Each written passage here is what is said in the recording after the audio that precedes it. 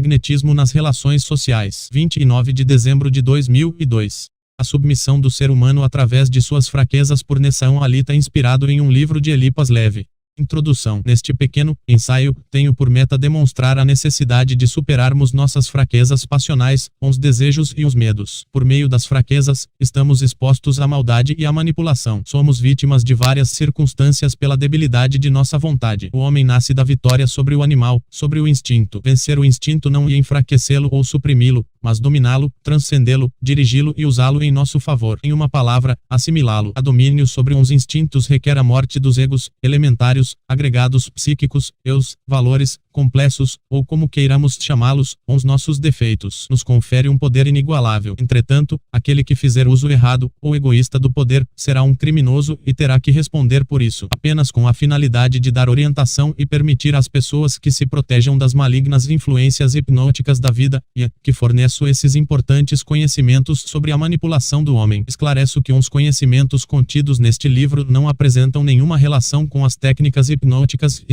ou manipulatórias, mas, ao contrário, resultam de reflexões filosóficas diametralmente opostas. A intenção deste trabalho é auxiliar as pessoas a resistirem a múltiplas influências hipnóticas, sugestões subliminares, influências psíquicas, manipulações mentais e fascinações, combatendo as nefastas influências de quaisquer técnicas e processos de ludibriação manipulatória que intensifiquem o adormecimento da consciência. Posicionou-me completamente a favor do despertar da consciência e, radicalmente, contra o seu adormecimento. Desejou-lhe a vitória. 1. As atrações e repulsões. As relações sociais obedecem a princípios magnéticos como o fazem os corpos inanimados. Os seres humanos instalam entre si e com o mundo relações de atração e repulsão, são atraídos pelo que gostam e repelidos pelo que detestam. Quando são irresistivelmente atraídos ou repelidos, atua o magnetismo universal. Por trás das influências magnéticas, estão as fascinações. A qualidade das mesmas determinam o que será atraente ou repelente. Quanto mais expostos à fascinação estivermos, mais vítimas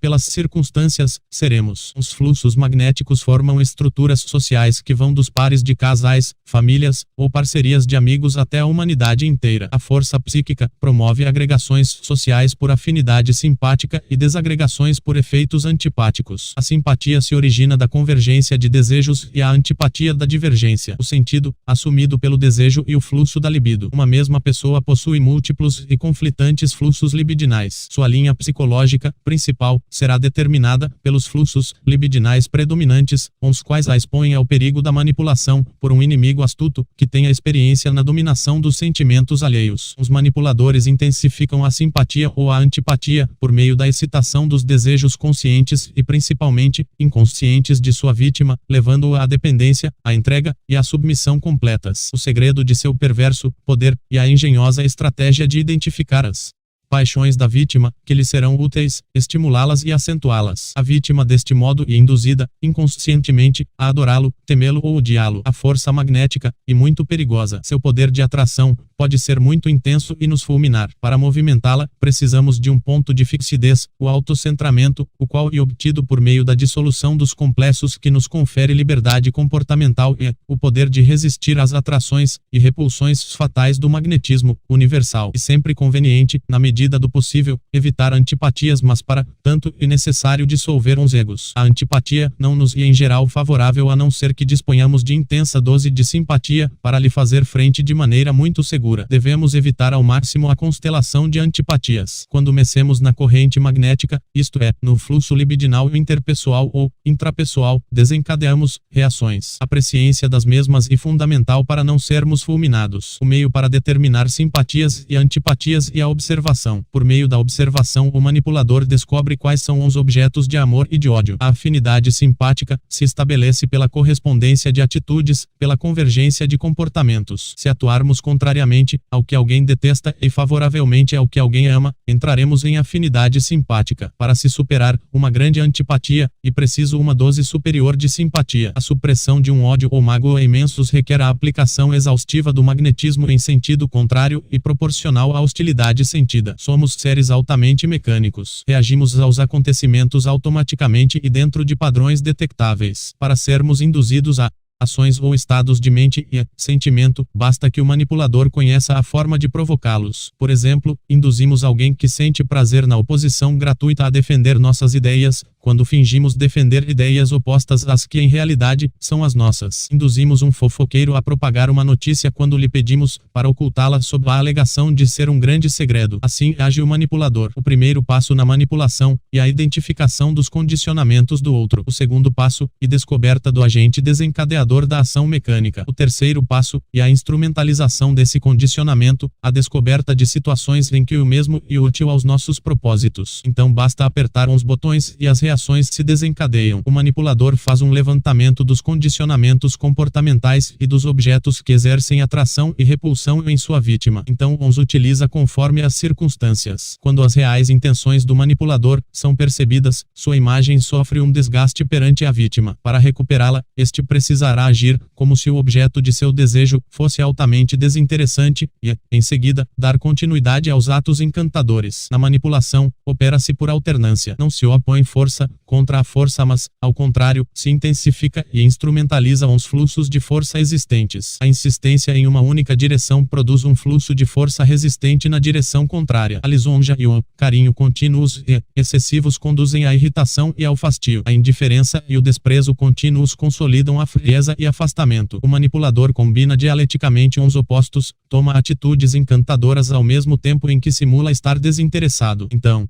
vai acompanhando a evolução do processo de enlouquecimento de sua vítima. Pode-se induzir no outro estados internos por simpatia ou antipatia. Todas as nossas atitudes desencadeiam no outro reações mecânicas, contra as quais se é indefeso. Para instrumentalizá-las, basta observar os efeitos de cada atitude e descobrir situações em que seriam desejáveis. As pessoas reagem automaticamente ante as circunstâncias, de modo padronizado. São absolutamente manipuláveis, através de um jogo de atração e repulsão que corresponde ao fluxo do magnetismo universal. A voz e o olhar são poderosas ferramentas de encantamento. Induzem a atitudes de modo facilmente verificável. Encarar ou ofender verbalmente um homem de natureza exaltada, e induzi-lo, sem chances de defesa, a criar um conflito e cair em estados psicológicos negativos. A simpatia se estreita e intensifica quando alguém toma as ideias do outro e a desenvolve e amplifica, como se fossem suas através da palavra. Ao endossar as frases do próximo, estará cumprindo sua vontade. O contato contínuo, mas não desgastante por insistências unilaterais e essencial na instalação da simpatia ou antipatia. A distância prolongada induz ao esfriamento, à neutralidade. Em torno de um objeto de desejo ou de ódio, pode-se criar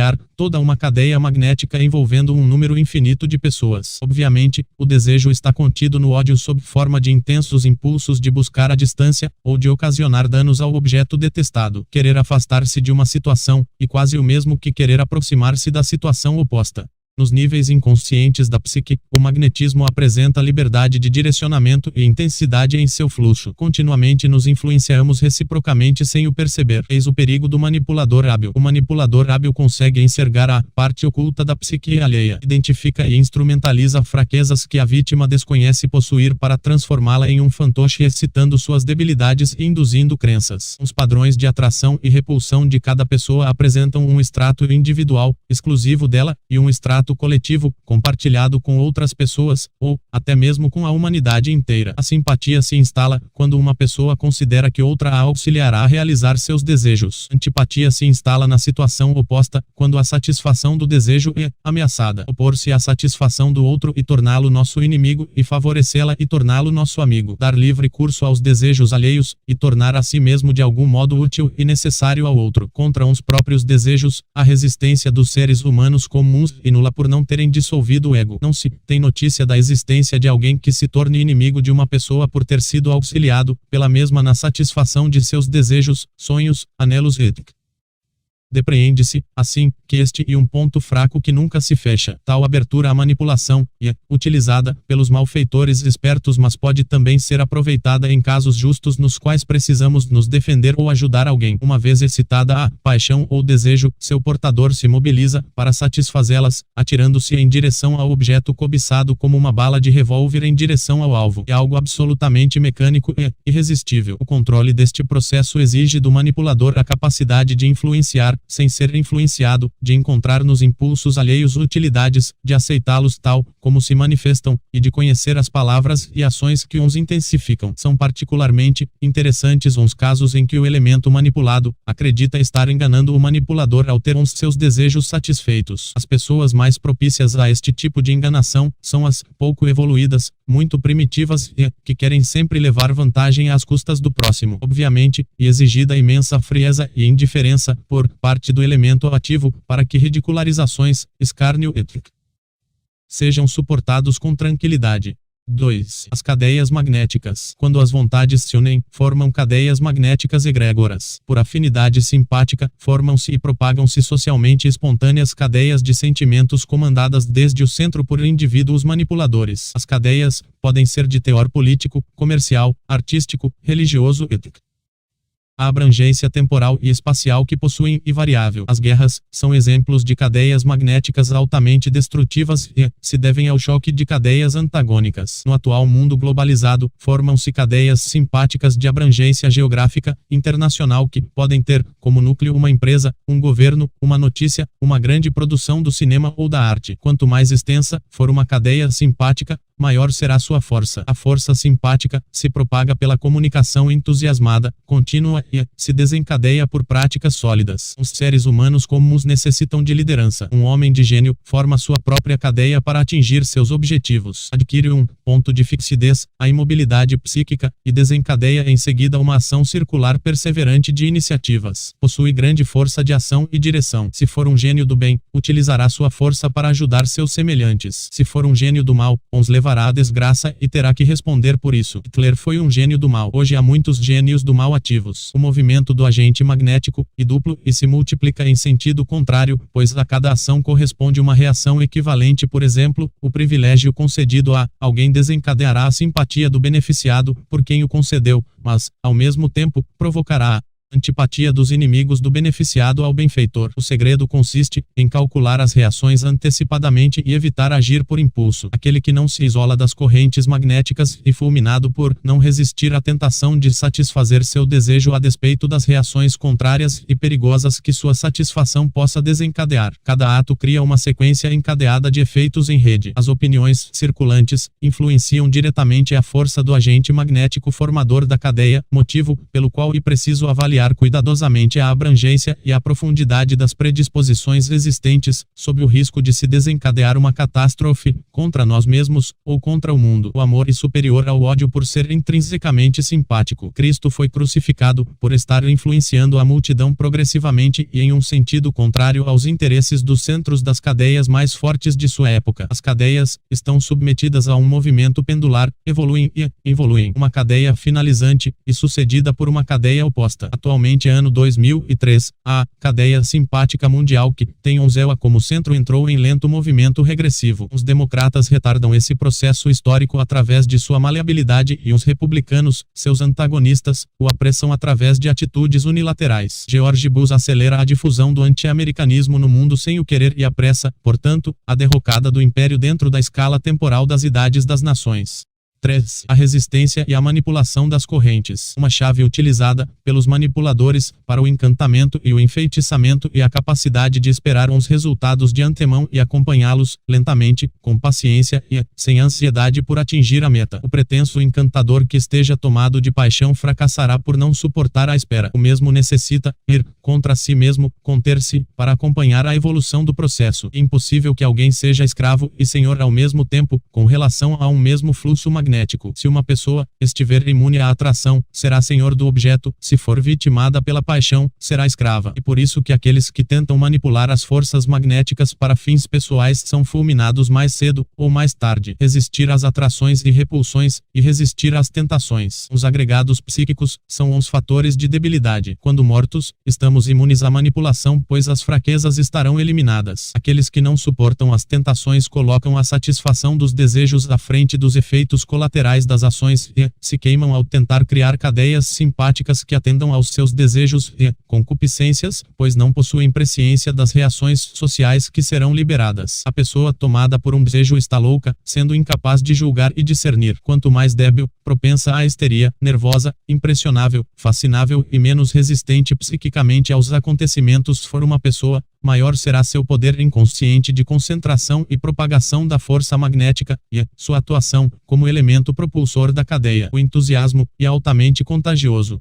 Através de atitudes, o charlatão exalta a paixão alheia. Entretanto, a paixão concentrada é altamente contagiosa e pode fulminar o pretenso manipulador em um movimento retrógrado caso esteja tomado por desejo passional e não se isole da corrente magnética que concentrou e começou a movimentar. O isolamento se consegue pela recordação de si e pela morte dos egos. Quanto mais mortos estivermos psiquicamente, tanto menos condicionados estaremos e tanto maior será nossa capacidade de nos comportarmos de maneira a simpatizar ou antipatizar com o outro. A dissolução dos egos erradica os condicionamentos comportamentais, nos proporcionando liberdade interna para agirmos, tanto de uma maneira como da maneira oposta, de acordo com as necessidades circunstanciais. Ao invés de vítimas, nos convertemos em senhores das circunstâncias. Para dominar o fluxo dos acontecimentos é necessário, antes de tudo, não possuirmos condicionamentos comportamentais. Os condicionamentos comportamentais são fraquezas por onde somos manipulados pelas circunstâncias. Aquele que se entrega a uma paixão não pode dominá-la, pois está dominado. O simples aparecimento de um velhaco que o tome através desta paixão o converterá em escravo. Aquele que estiver imune ao magnetismo, ou seja, à fascinação e consequentemente, sem o condicionamento comportamental correspondente, pode influenciar algumas paixões do próximo por meio de outras paixões que o mesmo possua, pois os fluxos libidinais de cada pessoa são múltiplos e conflitantes. Deste modo, podemos fazer com que uma pessoa que nos odeia passe a nos amar ou decepcionar alguém que nos admira. Toda ação, atitude ou comportamento exerce efeito sobre os sentimentos de quem a sofre ou presencia. Enquanto tenhamos uns egos vivos, seremos manipuláveis. Se, em um dado instante, alguém for incapaz de nos manipular, isto se deverá unicamente ao fato de não estar emitindo uns comandos corretos. Somos robôs viventes, de carne e osso, automatos que atuam mecanicamente de acordo com as circunstâncias. Basta que sejam apertados alguns botões, para que tenhamos certos sentimentos, determinados pensamentos e executemos automaticamente as ações correspondentes. O que impede nossa total manipulação e unicamente o desconhecimento dos corretos comandos, por parte do manipulador e não nossa resistência ao fatal poder do magnetismo universal. Este é o ponto central a ser compreendido. O desconhecimento é a causa das tentativas de enfeitiçamento e encantamento que surtem efeitos contrários aos almejados. Explica, por exemplo, porque um homem que entrega flores de joelhos a uma mulher não conquista seu coração ao passo que outro que a ignora ou rejeita por considerá-la feia torna-se objeto de sua obsessão. O que ocorre aqui é um desconhecimento da mecânica do magnetismo. Aquele que entrega flores não compreende que seu ato surte um efeito oposto ao esperado. São fatos interessantes de se observar as provocações irritantes que visam enfurecer, ou as agressões que visam ferir o próximo. O agressor/provocador necessita do sofrimento de sua vítima e atua de modo a alcançar esta meta, tendo, por motivação, a crença de que seu ato surtirá o efeito imaginado. Quando o efeito obtido com tais atitudes hostis e oposto ao esperado pelo manipulador, este sofre as consequências do processo que criou. Isso se chama efeito especular do feitiço. O velhaco, ao tentar ferir, está movido pelo desejo de causar sofrimento e, portanto, submetido a uma paixão. Se a psiquismo da vítima, por sua peculiaridade natural, ou treinamento espiritual, repele a força magnética, isto é, não aceita a influência, a paixão do agente não é satisfeita e o mesmo sofrerá na proporção dos seus desejos de causar o mal, os quais se converterão em verdadeiros parasitas interiores que o tragarão vivo. Por isso se diz que o feitiço repelido retorna àquele que o lançou. Exemplos: se um homem tenta me ridicularizar ou irritar e descobre que seu ato provocador me faz bem, ao invés de mal, por eu considerar sua atitude ridiculamente engraçada ou agradável, sentirá em si mesmo uns estados emocionais negativos que havia destinado a mim, então se enfurecerá com a intenção de me amedrontar, para que eu sofra com o medo, mas se descobrir que considero suas ameaças, vãs por serem visivelmente inofensivas, sofrerá mais ainda. Seu sofrimento será diretamente proporcional à sua impotência em me fazer mal. Seu sofrimento somente irá abandoná-lo quando conseguir me causar algum dano. O fracassado manipulador insistirá dia e noite na tentativa de transferir sua dor para mim. Sua situação será ainda pior se eu não lhe houver dado nenhum motivo para me odiar. Então, neste caso, eu terei repelido todos os seus fluxos magnéticos, todos os seus feitiços e tentativas de hipnotização. Apesar de eu estar aparentemente passivo, minha ausência de reação e meu silêncio serão sentidos como atos provocadores de múltiplos sentimentos e pensamentos resultantes do trabalho involuntário da mente do inimigo, a qual então irá corroê-lo. A morte do ego nos transforma em um espelho que refrata os feitiços. Exemplo, um vendedor que fracassa em encantar o cliente, um sedutor que se apaixona miseravelmente por uma mulher que tentou encantar ele. Importante emanciparmos a vontade, torná-la livre das influências das circunstâncias, o que se consegue por meio da morte dos egos.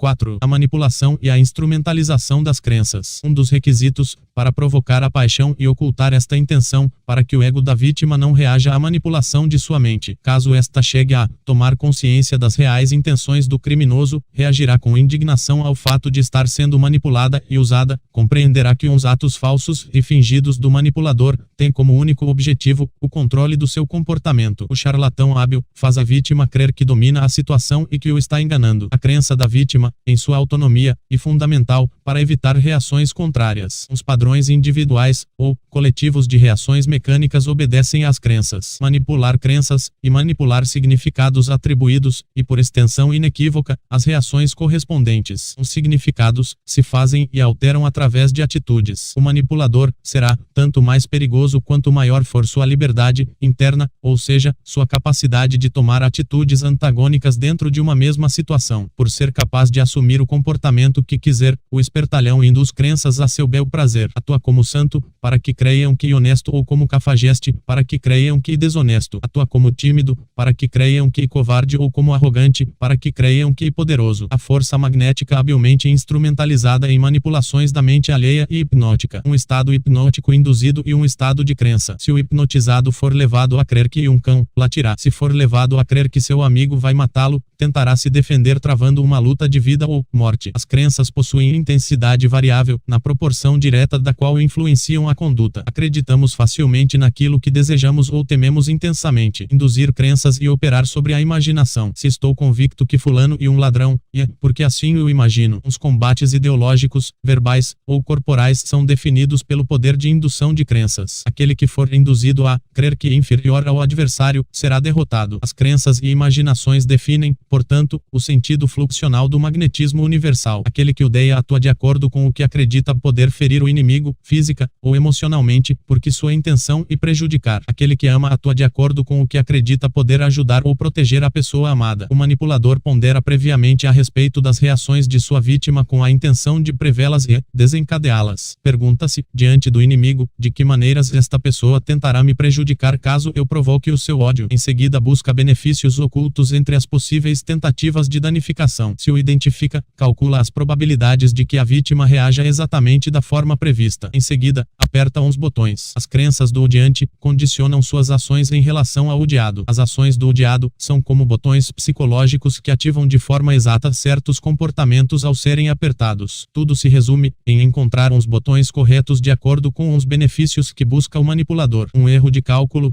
pode ser fatal. O ódio é um dos impulsionadores mais fortes do comportamento. Aqueles que eliminam o ego, eliminam os botões. 5. As tendências de instalação da crença. Os homens são tão inocentes que acreditam rapidamente em qualquer comportamento que uns pilantras simulem. Também tendem a crer, sem duvidar, no que dizem pessoas que admiram ou amam. Quando algo é dito para alguém através de palavras diretas, a pessoa tende mais facilmente a desconfiar do que quando é dito indiretamente, através de palavras que tenham o desdobramento desejado pelo manipulador, ou através de comportamentos simulados. Este é o mecanismo da propaganda subliminar utilizada por muitas empresas e desenvolvidos por certos especialistas na arte de ludibriar uns trouxas. Parece-me sobremaneira difícil aos homens duvidarem dos comportamentos simulados. Basta que alguém simule desafiar um homem, ridicularizá-lo, ou estar interessado em sua esposa, para desviar rapidamente sua atenção de alvos que não tenham relação com esses pontos. Então o mesmo se converterá em vítima indefesa. Uma mulher incapaz de crer que um homem está fingindo quando este simula olhar para seus decotes ou para suas pernas. Um indivíduo arrogante não consegue desconfiar da autenticidade do comportamento daquele que simula ser submisso ou se envergonhar diante de seus ataques. Conduz-se facilmente à crença alheia, quando se tenta direcioná-las no rumo de suas tendências naturais, seus desejos e medos. As pessoas acreditam facilmente no que temem e no que desejam. Deste modo, suas paixões são excitadas para domar sua vítima, e fundamental ao charlatão enganá-la, fazendo-a crer através de atitudes manipulatórias. Mas o manipulador também pode se valer da fala indireta ou da fala direta a um terceiro que seja caro à vítima. Um dos segredos da manipulação consiste em conseguir identificar as possibilidades de indução de crença no outro e instrumentalizá-las. O manipulador necessita saber em que campo aplicá-las e, principalmente, diante da necessidade, saber qual é a melhor crença que poderá ser induzida. Se o manipulador falhar nesse cálculo, cairá no descrédito e seu poder magnético ficará reduzido. A reação antipática do manipulador à forma peculiar de expressão do outro dificulta a manipulação. Ao invés de opor força contra força, tentando forçar a vítima a deixar de ter a atitude antipática, os mais astutos consideram estratégico receber e aceitar a pessoa tal como lhes chega, dirigindo suas crenças dentro das possibilidades fornecidas por suas tendências passionais naturais. Não é possível criar paixões novas, mas é possível atiçar e excitar paixões latentes previamente existentes. A dificuldade está em encontrar as tendências espontâneas do outro que sejam úteis aos propósitos manipulatórios. Na manipulação, importa mais a capacidade de encontrar sentido nas fraquezas passionais previamente existentes da vítima do que a capacidade de forçar sua vontade. Mas para tanto, faz-se necessário antecipar uns resultados que a excitação das paixões provocará e escolher a paixão correta que resultará no resultado almejado. Trata-se de um cálculo em que um pequeno erro pode ser fatal. A miopia em detectar uns efeitos de uma paixão excitada pode fazer com que uns mesmos sejam revertidos contra quem tentou desencadeá-los. Daí a importância, nos casos de legítima defesa em que devolvemos uns feitiços e desarticulamos manipulações, de termos uma consciência penetrante e envolvente, que consiga captar uns fatos com abrangência e profundidade para minimizar o risco dos efeitos colaterais e ao mesmo tempo, sermos altamente resistentes ao contra-impacto magnético do manipulador que estiver sofrendo uns efeitos do retorno especular. O contra-impacto magnético e o efeito colateral da tentativa de fascinação pode surgir como reação consciente de defesa legítima por parte daquele que está recebendo o contrafeitiço. Somente a fortificação da vontade por meio da morte dos egos confere resistência contra o mesmo. Quando o manipulador se depara com uma pessoa resistente ao seu magnetismo, sente-se impotente e atingido pela antipatia. O caminho para não termos nossas crenças manipuladas e isolar o manipulador em suas tentativas de manipulação, para que ele perca o seu tempo com vãs tentativas solitárias. 6. A natureza da paixão. A essência da paixão e a necessidade. Aquele que está apaixonado necessita do objeto de paixão e não suporta a sua falta. O objeto de paixão sempre é visto como superior pelo apaixonado e jamais como inferior ou igual. Daí sucede que o repúdio intensifica o desejo do repudiado. Desejamos aquilo que acreditamos necessitar, mesmo que seja apenas para o nosso bem-estar. Não há desejo sem necessidade, ainda que apenas psíquica. Quando não desejamos algo, não precisamos daquilo. E se temos aversão, precisamos e do afastamento. As mulheres amam alucinadamente uns homens ricos, famosos e poderosos, porque eles não necessitam delas. Os homens desejam ardentemente as mulheres lindas porque elas não necessitam deles. Sabendo disso, há pessoas que manipulam as paixões alheias e submetem o próximo a torturas emocionais. Através das atitudes, comunicam subliminarmente ao outro que estão em posições vantajosas e não necessitam de ninguém, inclusive no sentido afetivo erótico. As pessoas que exercem sobre o sexo oposto atrações poderosas comportam-se como se tivessem à sua disposição, a qualquer momento, os seres mais interessantes e desejáveis do mundo. Deste modo, sugerem, sutilmente, de maneira quase invisível, não preciso de você, porque disponho do amor e do desejo de pessoas muito melhores. O inconsciente das vítimas, então, acredita que estas pessoas altamente atraentes sejam quase sobre-humanas e escondam algum segredo maravilhoso, prazeres inimagináveis e amores inefáveis. Este é o motivo pelo qual as mulheres se lançam com tanta determinação na conquista de um homem, quando sabem que ele dispõe de uma companheira maravilhosa, que todos gostariam de ter.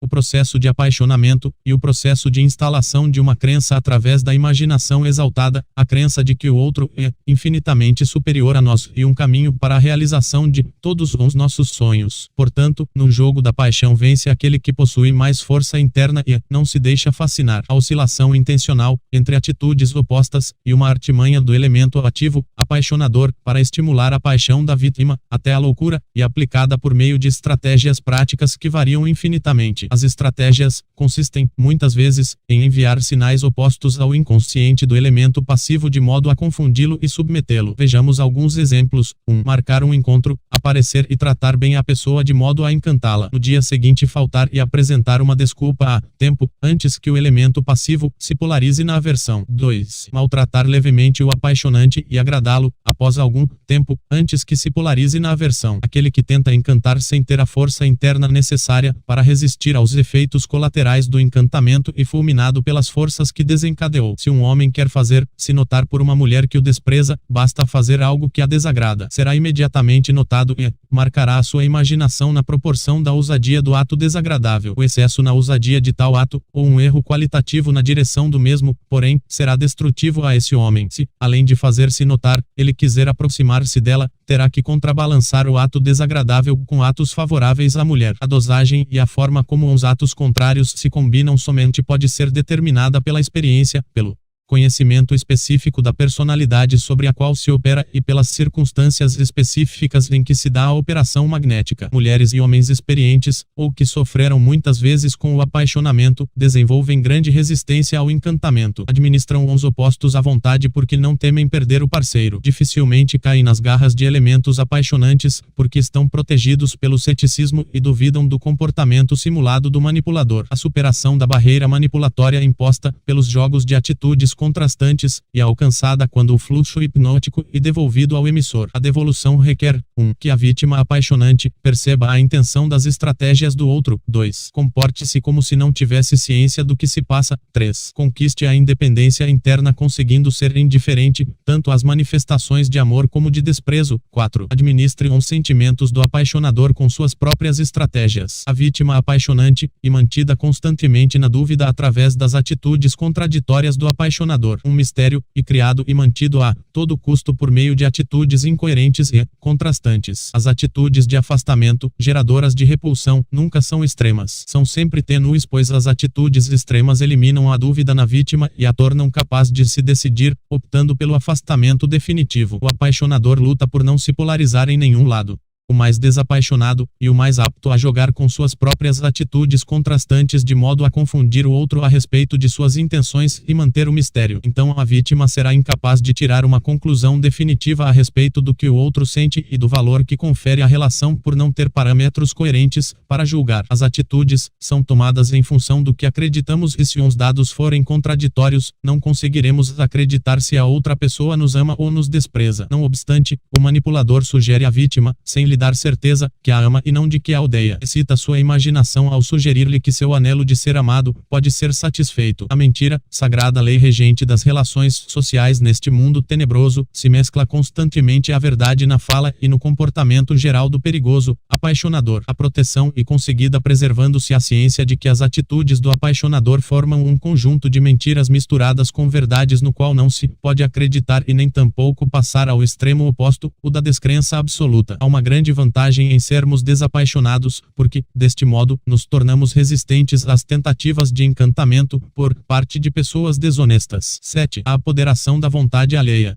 Todo o comportamento humano apresenta reflexos ou reações no outro. Tudo o que alguém faz possui a intenção de provocar sentimentos, pensamentos e ações nas outras pessoas. Quando cumprimentamos alguém, temos a intenção de fazê-lo crer que somos amigáveis e de sentir simpatia, ou, pelo menos, evitar que sinta antipatia. Aquele que escarnece de uma pessoa, quer induzi-la a se enfurecer, ou a se sentir diminuída. O bandido que aponta um revólver para sua vítima, quer induzi-la a sentir medo. Queremos ostentar luxo, para que os demais sintam admiração admiração ou inveja. A mulher que exibe seu corpo quer provocar desejo. Todos esses comportamentos, e quaisquer outros comportamentos sociais, são intencionais e manipulatórios, pois visam forçar o próximo a cair em estados emocionais específicos. O ser humano, ainda inconscientemente, não age sem segundas intenções. Isso não é, em si, mal, desde que não sirva como meio para prejudicar o próximo ou atingir fins egoístas. As habilidades humanas devem ser empregadas para defesa legítima ou para benefício do próximo. A identificação dos rumos assumidos pelos fluxos libidinais de alguém permite estreitamento da afinidade simpática. Os fluxos libidinais são as fraquezas, amores, ódios, anelos e terrores. Uma vez identificadas, as fraquezas podem ser instrumentalizadas para dominação. A instrumentalização acontece principalmente pela fala,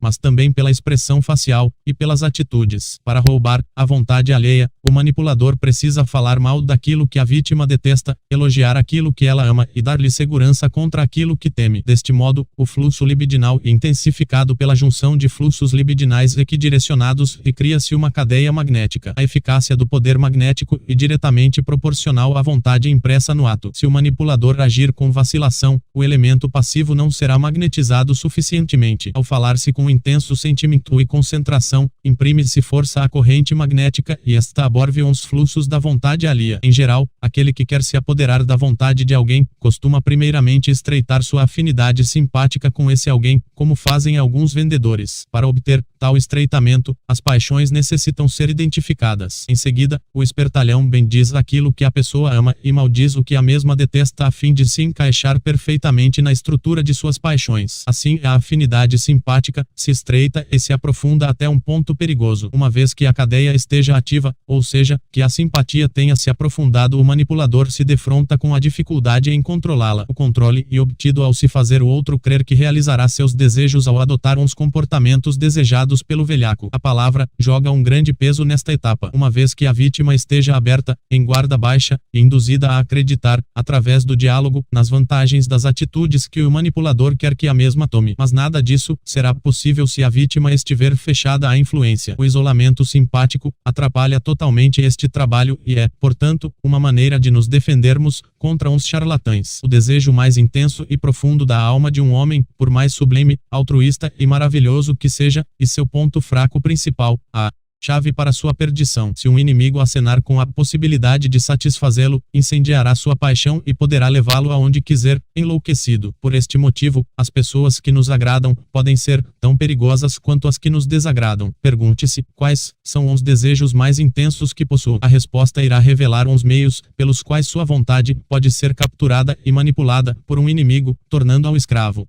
8. O caráter autodominatório da manipulação. O processo dominatório e autopropulsor. Na verdade, não é, em última instância, o manipulador que domina o outro, o elemento passivo, e dominado por seus próprios complexos defeitos ou egos. Ao ativar suas fraquezas passionais, o criminoso apenas atua como simples agente facilitador e intensificador de um processo que já existia. Na manipulação, o charlatão não impõe seus caprichos, anelos e metas contra a vontade da vítima, mas, ao contrário, confere às suas vontades, já existentes, uma utilidade. Não há força a ir contra si mesma, a joga de cabeça em seus próprios desejos, sonhos e loucuras. Isto é sempre um crime contra a alma e contra o livre-arbítrio que apenas em casos especiais de legítima defesa se justifica. Para encontrar sentido nas tendências alheias é preciso imensa experiência com o trato humano e conhecimento da singularidade do elemento passivo. O manipulador descobre, nas tendências alheias, convergências com suas metas e não tenta impor, a partir de suas metas, a tendência a ser excitada. Entretanto, tudo dependerá do objetivo. Se for sua intenção destruir ou abusar do próximo, o que é infelizmente o mais comum, algumas paixões específicas terão que ser ativadas. Nos casos em que a intenção é ajudar, outras serão as paixões excitadas. Ativar o gosto pela vida em um candidato a suicida e uma boa ação. A partir de certos comandos específicos, as emoções impelem necessariamente as pessoas em certas direções. Para conduzi-las, inconscientemente, nessa mesma direção, basta que se conheça os comandos corretos e os aplique. A manipulação depende da aptidão de identificar as tendências que, inversamente à aparência, levem o elemento passivo ao encontro dos objetivos. Este é o ponto mais difícil. Uma vez identificada a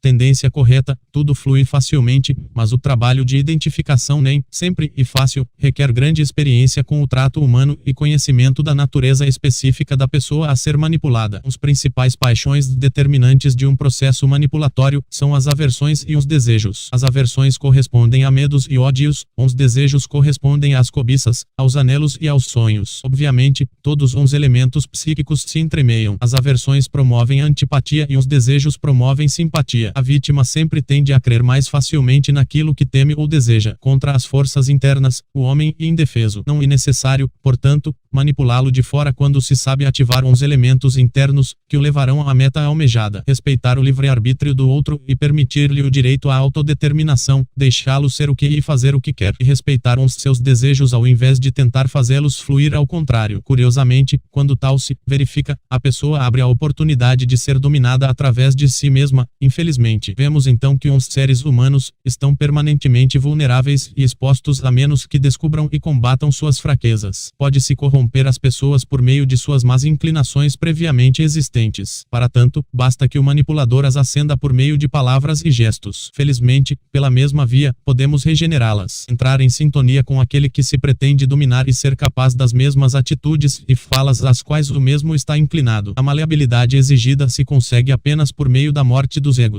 Aquele que não tem paixões não tem expectativas fixas, rígidas e previamente estabelecidas com relação ao próximo e por isto pode instrumentalizar para seus fins as tendências comportamentais alheias. Obviamente, se o ego estiver morto, os fins não serão egoístas e nem passionais. Por desgraça, é muito mais fácil excitar a paixão alheia para o mal do que para o bem, pois o mal corresponde às tendências reprimidas. O mal corresponde aos desejos proibidos, os quais possuem enorme carga libidinal contida. O conhecimento da disposição do outro é indispensável e obtido por meio da observação. O rigoroso cuidado posto sobre a nossa morte psicológica nos torna imunes aos efeitos hipnóticos e contra-hipnóticos que as operações desencadeiam, nos permitindo fazer frente aos charlatães e velhacos manipuladores, devolvendo-lhes influências. Sem a morte dos desejos somos vitimados pelas forças fascinatórias que ativamos ou que tentam ativar em nós. Ao lidarmos com pessoas extremamente perigosas, complicadas ou difíceis, temos que aprender a nos mover entre suas paixões. Colocar-se na mesma corrente de pensamentos que um espírito, como escreveu Eliphas Levi 1855-2001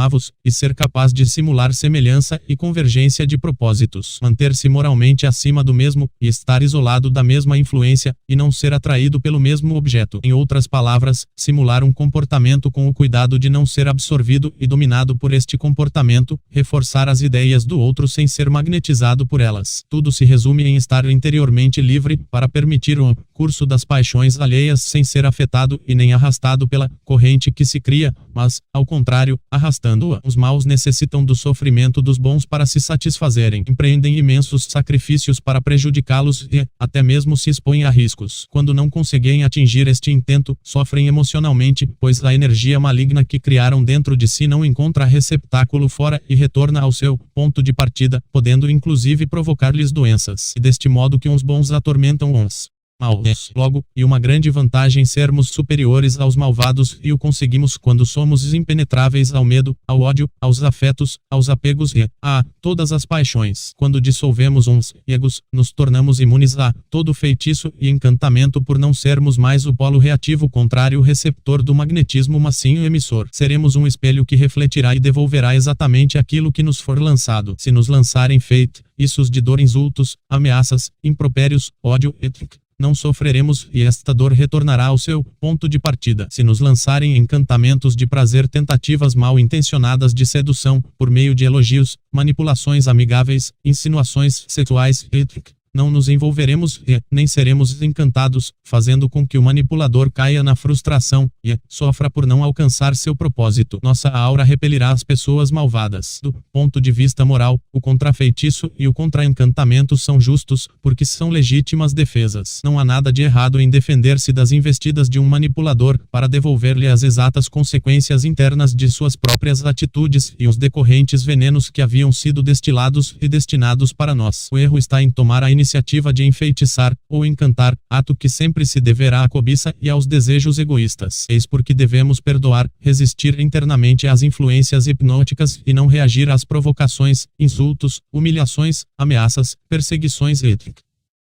Entretanto, resistir às influências hipnóticas nem sempre significa ausência de ação, pois há casos em que é impensável manter-se de braços cruzados e compactuar com a injustiça e com o massacre dos inocentes e indefesos. Se você for capaz de ir contra si mesmo suas rígidas estruturas de pensamento e sentimento, aceitando as metas, pontos de vista e ações absurdas de seu manipulador, sem, entretanto, com elas se identificar, poderá excitar suas paixões e levá-lo a se autodestruir, como uma pessoa que é atingida na cabeça pelo próprio bumerangue que lançou. 9. A singularidade comportamental do elemento passivo.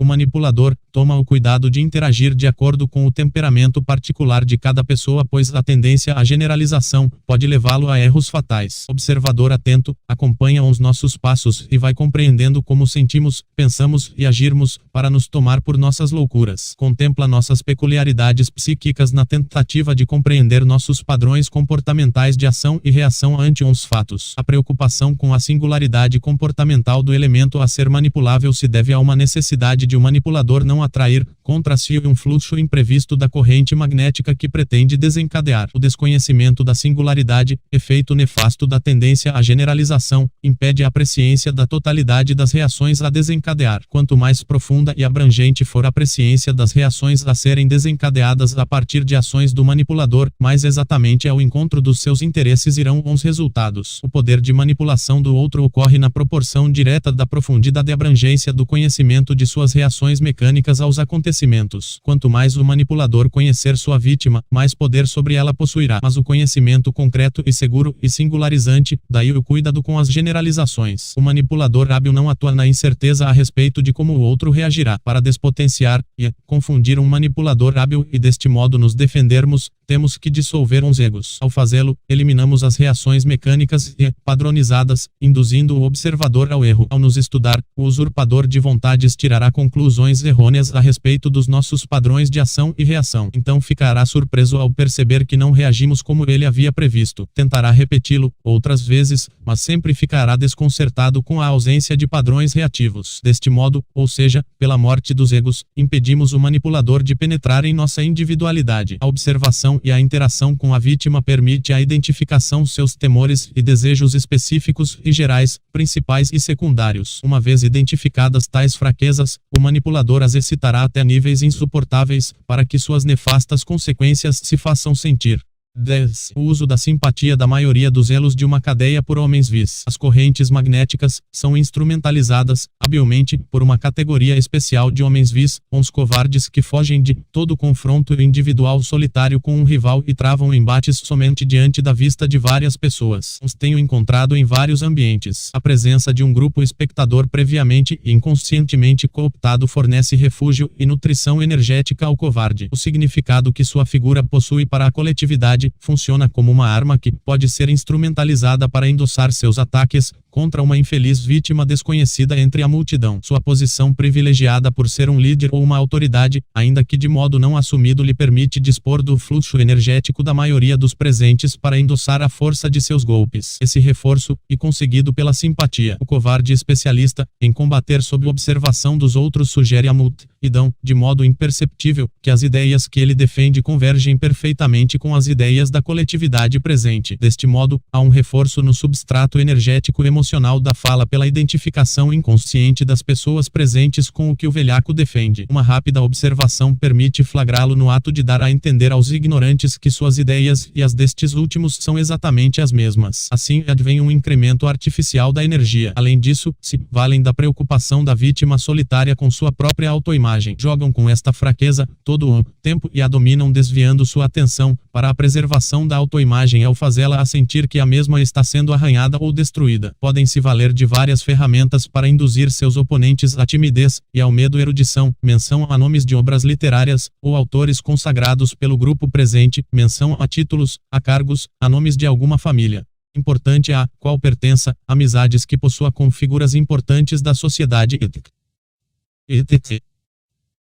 E no consenso coletivo de que as mesmas são sinais de superioridade, sabedoria e conhecimento verdadeiros. Em geral, essa classe de eunucos do entendimento foge aterrorizada de embates individuais. Sozinhos, são raquíticos e indefesos. Quando os desafiamos, tentam a todo custo trazer a luta para a esfera coletiva, seu terreno, pois não possuem força própria, se valendo apenas das forças alheias, para interagirem com rivais. Um modo de despotenciá-los, e sermos mais simpáticos do que eles com a massa de pessoas hipnotizadas. Além disso, podemos forçá-los a cair em descrédito atraindo-os, através de suas paixões, para alguma atitude que quebre a simpatia da imagem sobre a qual seus poderes repousam, induzi-los a perder o controle e a nos atacar furiosamente, por exemplo. Um modo de atormentá-los a níveis insuportáveis e sermos superiores a eles em profundidade e nobreza de espírito, fluxo de ideias e sofisticação da palavra. Se agirmos assim e tais atributos forem simpáticos à comunidade que lhes dá sustentação, os forçaremos a cair em desespero devido à perda de um ponto de apoio e fonte de alimentação. Eles então começam a atingir a si mesmos. Em qualquer cadeia magnética os encontramos. São sempre aqueles que conseguem se apoderar rapidamente da vontade dos demais sem serem detectados. Os fantoches, manipulados, acreditam que possuem vontade e atitudes próprias, mas, na verdade, simplesmente atendem aos interesses do manipulador.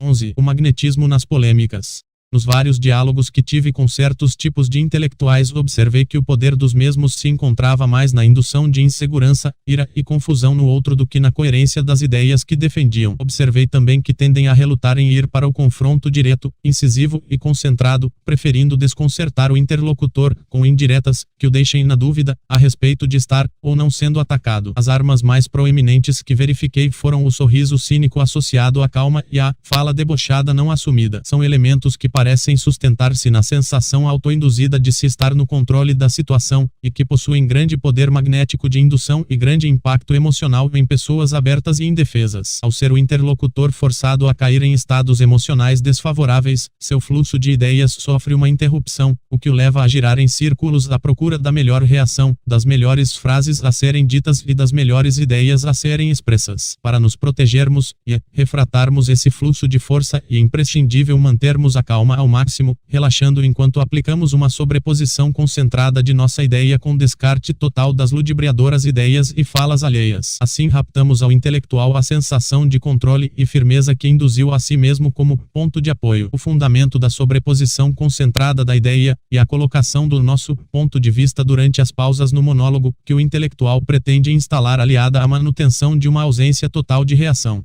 interna às suas tentativas indutórias e hipnóticas. A grande dificuldade é manter a mente quieta e sem interrupção do nosso fluxo de ideias. O melhor momento para desferir uns ataques e durante as pausas que o oponente realiza para respirar ou para organizar as ideias. Entretanto, se o velhaco do intelecto for muito louco, daqueles que gritam sem pausas, talvez tenhamos que cortar sua fala ao meio, falando simultaneamente. Segundo a compreensão média, comum e corrente, aquele mais ataca durante uma discussão e o vencedor. Os leigos pressupõem que aquele que fala muito sabe mais e possui mais informações do que o oponente, ainda que fale apenas besteiras. Entretanto, a prática de muito falar é desgastante. O melhor é deixar que o oponente fale bastante para se cansar e de tempos em tempos, atacá-lo fulminantemente em suas pausas. Use um tom de voz imperativo, dominante. Não corra atrás dos erros e enganos de seu oponente e nem tampouco alimente a ilusão de poder levá-lo a reconhecer seu erro. Não perca tempo na defensiva. Se quiser explicar suas razões, faça-o de forma direta, sem perseguir a fala de seu inimigo. Devemos desenvolver a capacidade de encontrar as respostas a serem ditas sem preparo prévio, como se faz no jet cúnido com os movimentos do corpo, no jazz e no flamenco com as frases musicais. A parada psíquica resulta da tendência em ficarmos procurando a melhor resposta ou reação ao momento. O caminho da superação e o de iniciarmos emitindo respostas errôneas ao mesmo tempo em que as vamos corrigindo progressivamente. Para tanto, convém encontrar situações de treino altamente realistas nas quais os erros possam ser cometidos ilimitadamente, mas sem risco real. Para nossa integridade, para o boxeador, seria o sparring, para o músico seriam os ensaios.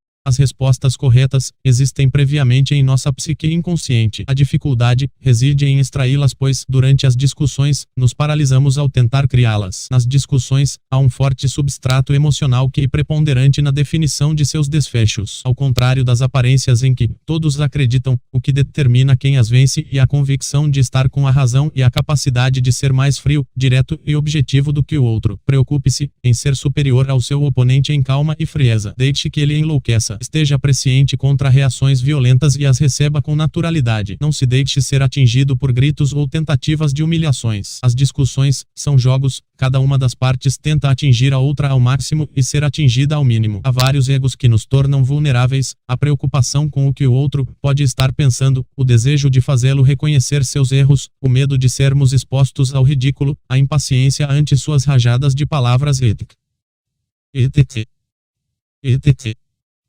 Todos nos vulnerabilizam e conduzem à parada psíquica. Os defensores de ideias absurdas, velhacos que odeiam a verdade e amam a mentira, trabalham com a desconcentração, impedem que o pensamento do interlocutor oponente se concentre. Ao impedir a concentração do pensamento, desarticulam a análise concentrada, fragmentando-a. Para induzir a desconcentração fragmentadora da análise, abordam muitos assuntos simultaneamente sem nenhuma profundidade. E por isso que muitas vezes a pessoa que defende a ideia mais coerente, e a que perde a discussão. O poder magnético da fala do charlatão atrai a atenção do interlocutor oponente, e arrasta seu pensamento para múltiplos temas que nenhuma importância possuem para a compreensão do ponto específico levantado, mas que são eficientes para confundir a análise e criar no outro a necessidade de se explicar, de tentar corrigir erros, desfazer mal-entendidos etc. Ao correr atrás das bobagens ditas pelo espertalhão, o oponente sincero cai em uma armadilha, e atraído para a análise fragmentada e superficial que aborda simultaneamente muitos pontos sem penetrar em nenhum. É assim que as falhas lógicas, incoerências, falácias e sofismas se preservam. É assim que perguntas desaparecem sem terem sido respondidas. E o caos dialógico, o pandemônio de ideias, a confusão que favorece a mentira, o engano. Combatemos esta artimanha com a concentração da atenção e do pensamento na análise que estamos realizando, sem nos deixar desviar ou distrair, a despeito de todas as provocações, desafios etc. Costuma dar resultado o procedimento de ignorar totalmente as asneiras que o oponente diz e ir colocando nossa ideia aos poucos, como se fôssemos absolutamente surdos às tentativas de indução de desconcentração, desvios e distrações. Jamais corra atrás do que lhe for dito, na vã esperança de que erros do velhaco possam ser reconhecidos. Quando as rajadas de palavras forem disparadas, deixe-as sair, aguente e aguarde calmamente. Não perca seu tempo correndo atrás delas, pois é isso o que seu oponente deseja para confundi-lo. Obviamente, ele terá que parar para respirar e neste momento, você faz suas colocações, as quais devem ser incisivas, sintéticas, diretas, curtas e fulminantes. Nos casos extremos em que o manipulador fala e grita como uma cachoeira, sem interrupções, podemos falar simultaneamente. Em algumas situações, podemos calá-lo somente olhando fixamente em seus olhos de forma determinada, quase ameaçadora, se conseguirmos instalar o estado interno correto. O olhar e a voz possuem enorme peso na emissão e na devolução dos feitiços e encantamentos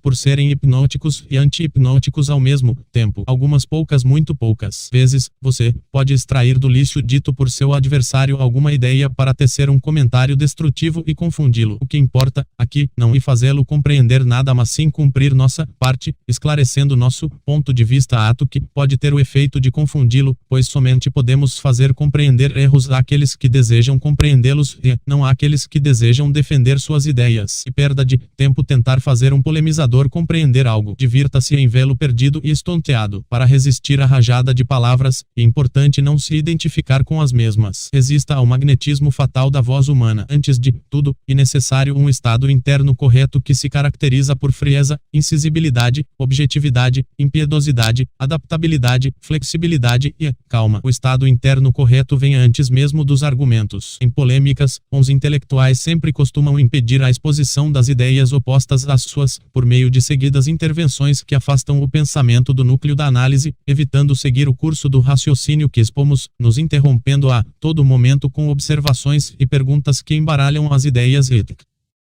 Esta prática tem como efeito confundir. Falam e pensam rápido, para confundir. Rejeitam totalmente a análise calma e imparcial. Temem se exporem ao confronto sozinhos e necessitam da segurança proporcionada pelas cadeias magnéticas que criam e comandam. A estratégia que utilizam para vencer as discussões e levar o oponente a se perder na confusão de sentimentos caóticos, induzindo-o a ficar possesso por emoções como ira, medo, vergonha etc. Para vencê-los, sempre tive que fazê-lo psicologicamente, dominando-me, ou seja, vencendo a mim mesmo para em seguida vencê-los por extensão.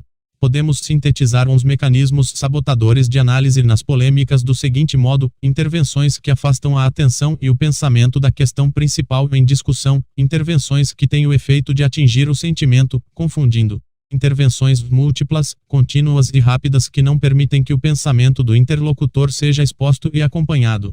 Utilização de voz alta, para provocar medo. Alusões a aspectos delicados da vida pessoal do interlocutor. Tentativas de diminuir e envergonhar o interlocutor mediante o apelo a titulações e fatos econômicos.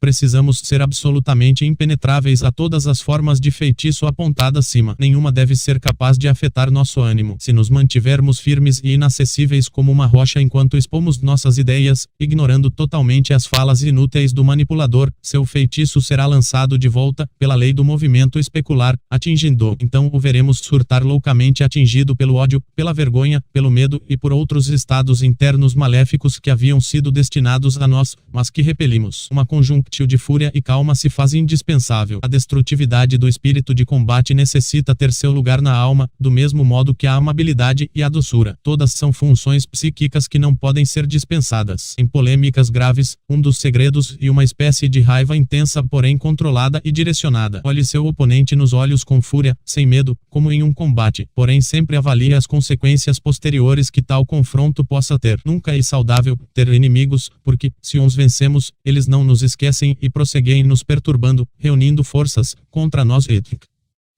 Certos charlatães materialistas dogmáticos, céticos unilaterais, ortodoxos conservadores, fanáticos religiosos e outros sofistas inimigos da verdade rejeitam o estudo metódico por inquirição em estilo socrático. Tentam convencer confundindo, ao invés de buscarem convencer esclarecendo, porque vencer as discussões é sua meta única e maior, pela qual estão apaixonados. Não almejam estudar e compreender em comunhão com o interlocutor. Rechaçam o estudo sincero e imparcial e a compreensão dos temas sob um ponto de vista alheio. Quando uns pontos nevrálgicos de suas teorias são tocados por perguntas incisivas, lançam mão de estratégias ludibriadoras para distrair o inquiridor, falam muito ou lançam vários questionamentos recheados por termos provocativos com o intuito de desviar a atenção dos pontos fracos de suas hipóteses, para assim mantê-los ocultos. Quando encurralados, se enfurecem para amedrontar característica animal. Em última instância, estão comprometidos em defender as próprias ideias e não se interessam em estudar. A disposição que uns sofistas possuem para o estudo verdadeiro e apenas parcial, relativa, pois a sustentam somente até o momento em que as falhas lógicas nos pontos nevrálgicos de suas teorias são expostas. A partir daí a disposição para o estudo termina. Não possuem preparo psicológico para os desconfortos da análise e carecem de uma capacidade fundamental em qualquer analista, a de trocar de ponto de vista continuamente. Infelizmente, no meio acadêmico de muitos países eles ainda são maioria. Acreditam-se donos da ciência e rejeitam a filosofia e a religião, ignorando que filosofia, ciência e religião se tornam desvios aberrantes quando divorciados. Como dominam os aparatos oficiais de elaboração de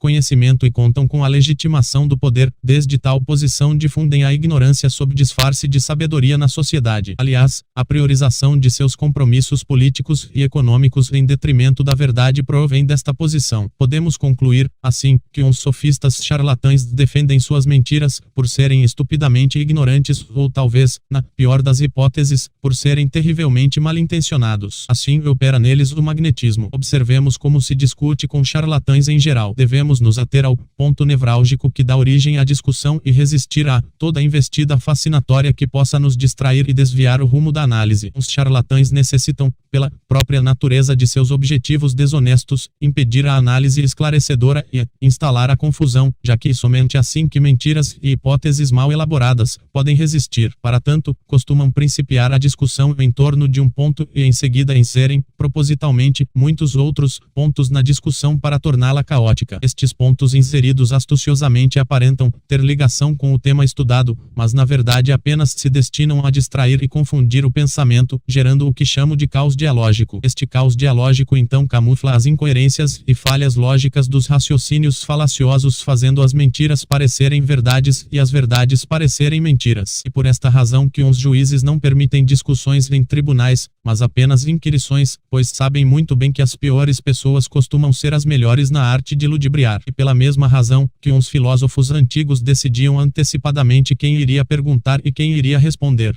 Combate-se facilmente tais artimanhas por meio da concentração e da recordação de si mesmo. Primeiro, deve-se capturar o ponto nevrálgico da discussão e não largá-lo de maneira alguma. Segundo, deve-se resistir a todas as tentativas de indução de fascinação e distração. É indispensável jamais correr atrás dos equívocos manifestados pelo opositor na tentativa de fazê-lo compreender e admitir seu erro, pois é exatamente isso o que ele quer. Ao perder o tempo tentando convencê-lo, você se distrai e deixa de aprofundar o ponto que o espertinho quer manter oculto. Os charlatães sofisticam-se na arte de fascinar e distrair. Enquanto estão conseguindo fascinar, estão no comando, manipulando as crenças, sentimentos e pensamentos do opositor. Se, entretanto, este se torna refratário às fascinações, isto é, se passa a ignorá-las totalmente e continua em seu pensamento, a tentativa de indução de sentimentos fracassa totalmente. Então acontece algo curioso: o velhaco é atingido pelo fluxo de energia fascinatória, que criou na mesma proporção de seus esforços para nos fascinar. Quanto maiores os esforços para manipular nossos sentimentos, maior a frustração ao não consegui-lo. Então vários sentimentos negativos o invadem, do mesmo modo que seríamos invadidos caso não houvéssemos fechado a passagem ao fluxo magnético. 12. A dinâmica psicológica do encantamento e da feitiçaria.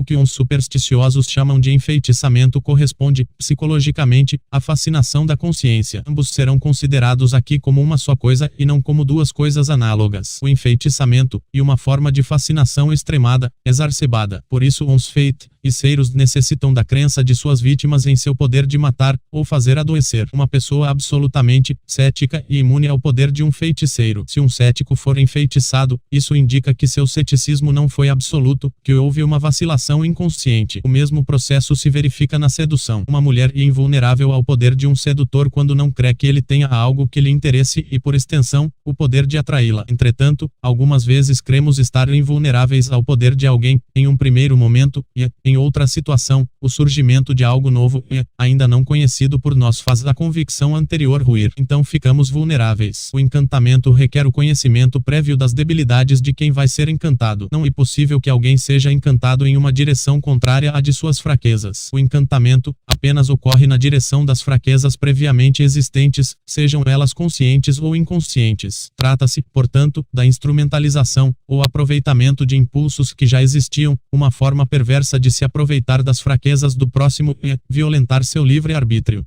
O encantador identifica e excita uns impulsos e instintos em sua vítima, até levá-la a um estado alterado de consciência. A profundidade da alteração dependerá da natureza de cada um e do grau de exposição. Todos temos fraquezas. Essas fraquezas correspondem à nossa fascinação louca por algumas coisas em detrimento de outras. Os objetos dessa fascinação são os instrumentos de submissão a um inimigo astuto. Os crimes e as matanças que assolam o mundo se devem à fascinação da consciência por um objeto, um alvo, uma meta. E o maior perigo psíquico que pode nos acometer, porque a debilitação da vontade levada ao extremo. O poder do feiticeiro consiste em fazer com que sua vítima entre em um estado alterado de consciência através do medo. Seus ritos visam aumentar o poder de impressionismo e impactar psiquicamente o inimigo. O poder é intensificado quando o bruxo se entrega a uma possessão por complexos autônomos altamente densos. Após inúmeras crueldades e tormentos infligidos a si próprio e a outras pessoas ou animais, o bruxo realiza dentro de si o mal. Então, possesso,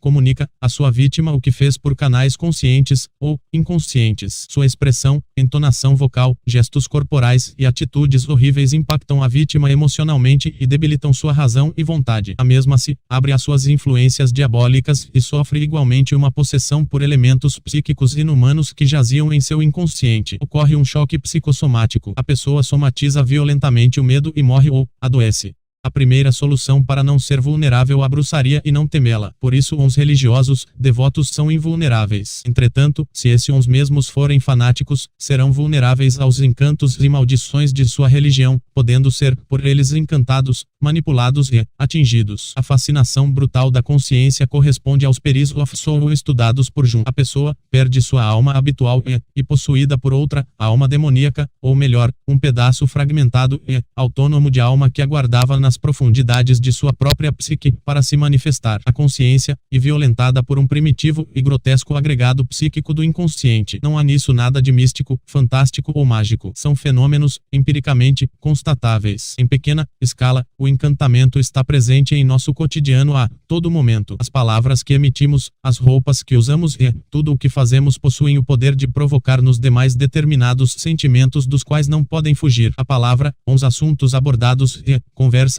a entonação vocal, as atitudes e os olhares são meios de instalação de afinidade simpática com elementos psíquicos que habitam o interior da psique e aguardam por uma oportunidade de expressão. Todos somos, de um modo ou de outro, vítimas das circunstâncias. Elas definem o que iremos sentir e pensar e até fazer. Isso prova que somos enfeitiçados a todo instante. Quando alguém nos ofende, não temos normalmente o poder de não nos sentirmos ofendidos, estamos enfeitiçados. A fascinação ocorre sempre com a colaboração inconsciente da vítima. Ela a sofre por não saber como se isolar das forças hipnóticas do outro. Quando duas pessoas com desejos do mesmo tipo se unem, a de maior vontade absorve e manipula a vontade da mais fraca e a domina. O mesmo fenômeno se verifica em círculos sociais de vários tipos. Sempre há uma hierarquia de poder na absorção da vontade alheia. Esses são outros modos de encantamento. Todo ato é fascinador e hipnótico, porque provoca efeitos na psique do próximo. O poder das caras feias e palavras hostis em causar desconforto e uma prova disso. Há uma dinâmica hipnótica nas relações sociais. Os homens tendem a reagir mecanicamente uns aos outros. Não são poucas as vezes em que somos forçosamente induzidos a ter emoções indesejáveis. Contra a nossa vontade, somos lançados, a partir de atitudes alheias, a certos estados de sentimento. A loucura e a exaltação passional são formas de embriaguez fascinatória. Observando uma pessoa podemos saber em que direção flui sua libido, e nessa direção que se dá a queda da pessoa em uma loucura. Entretanto, nem todo encantamento e mal. Há casos em que ele é benéfico. Conversão religiosa de malfeitores. Quando trabalhamos a nossa psique, o efeito fascinatório das imagens externas e internas diminui, pouco a pouco, sua influência. Então a força vampirizada nesse processo, desperdiçada em coisas inúteis, ou até perigosas, pode nos servir para autocuras e autoregeneração interna. Encantamento, enfeitiçamento, fascinação e hipnose são vários nomes dados a uma só coisa e não a coisas distintas e análogas. Quando detestamos algo ou alguém, estamos, sem o saber, negativamente fascinados ou hipnotizados por imagens ligadas a tais elementos. Existe uma relação analógica entre uns procedimentos mágicos e os seus resultados. Os ritos de feitiçaria e seus impactos sobre as vítimas possuem uma similaridade simbólica demonstrável pela análise cuidadosa. Isso aponta para a relação psíquica que há entre ambos. Ela se dá, em sua maior parte, em níveis inconscientes. Muitas vezes, o enfeitiçador e o enfeitiçado não se dão conta da complexa rede energética que os envolve através de palavras, sentimentos, pensamentos e atitudes. E justamente isso que dá à magia uma aparência sobrenatural e mística, pois aquilo que o homem não percebe objetivamente se torna altamente atraente para a imaginação fantasiosa. Mas, na verdade, a magia é uma manipulação de forças naturais inerentes ao homem.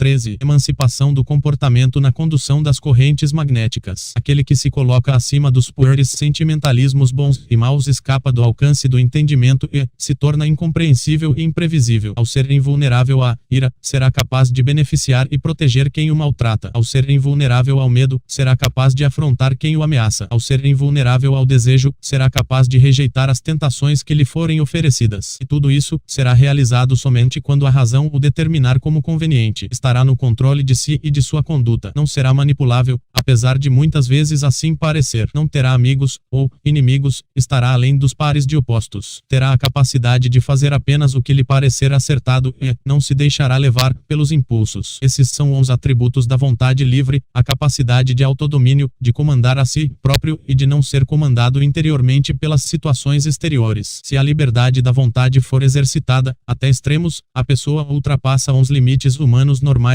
e capaz de atitudes inimaginadas e singulares que ninguém poderia nem mesmo imitar. Uma pessoa assim não teme o sexo oposto, não o idolatra e nem o odeia. Seus sentimentos não podem ser manipulados por outras pessoas e desta maneira chega mesmo a comandá-las sem que elas percebam. Se for um homem, poderá, por exemplo, ralhar ou repreender uma mulher, pois não temerá o seu julgamento desfavorável e, simultaneamente, será capaz de cuidar dela e de auxiliá-la, pois não se deixará tomar pela ira e nem será afetado pelas as suas atitudes desagradáveis e provocativas, vingativas, ou não. Será desconcertante e, portanto, misterioso. Não se polarizará na relação como bonzinho, malvado, autoritário, democrático, dominador, submisso, frio, romântico e estará além dos polos e dos jogos de opostos. Surpreenderá com frequência, já que quebra os próprios padrões. Essas capacidades, somente conseguimos com a dissolução do eu e a consequente liberação da vontade, antes condicionada sob a forma de desejos. A condução da força magnética depende diretamente de dois fatores: do conhecimento das ações corretas e das reações que lhes sejam correspondentes, consoante os objetivos que se tenha, da capacidade de se levar a termo tais ações, a despeito das influências magnéticas emanadas que tentem nos arrastar para outros padrões comportamentais. Em outras palavras, a condução consiste em fazer o que se deve e não o que se sente impelido a fazer. O poder de autodomínio nos confere poder sobre as correntes magnéticas que saturam o sistema nervoso das pessoas e provocam fortes compulsões passionais. Ao não permitirmos que as correntes nos dominem, somos capazes de tomar atitudes que as contrariam em situações nas quais, normalmente, seríamos obrigados a agir de forma oposta. Então, e quando conseguimos provocar no outro sentimentos que em situações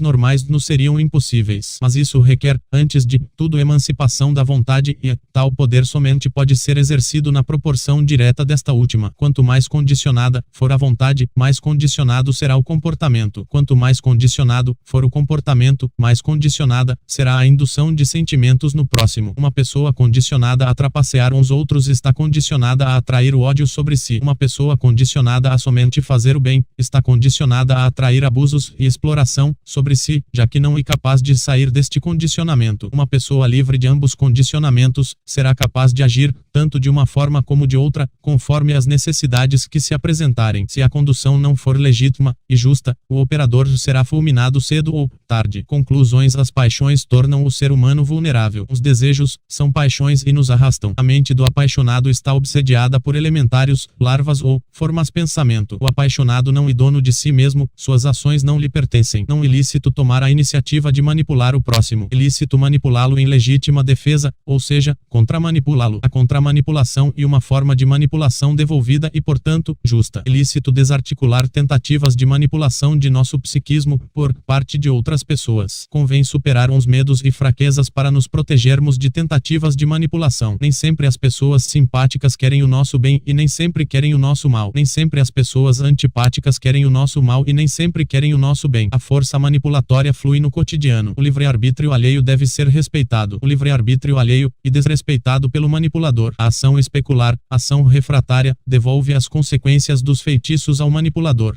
Evitamos que nossas crenças sejam manipuladas por meio do correto ceticismo. A temperança, o equilíbrio, a serenidade e a sobriedade são muito mais recomendáveis do que a exaltação passional. Sobre o autor deste livro não é mestre de ninguém e não aceita discípulos. Ele não é líder de nenhuma religião. Este autor é, tão somente um livre-pensador independente, que não possui nenhum compromisso com quaisquer grupos políticos, sectários, religiosos, partidários ou econômicos. Suas ideias são provisórias e foram publicadas apenas para serem discutidas e aprimoradas. Não existe nenhum grupo, em lugar algum da Terra, que represente as ideias deste autor. Obviamente, existem grupos de pessoas inteligentes com linhas de pensamento semelhantes a dele, mas tais grupos, definitivamente, não o representam. Este autor não quer fãs e nem admiradores, quer somente leitores críticos e reflexivos.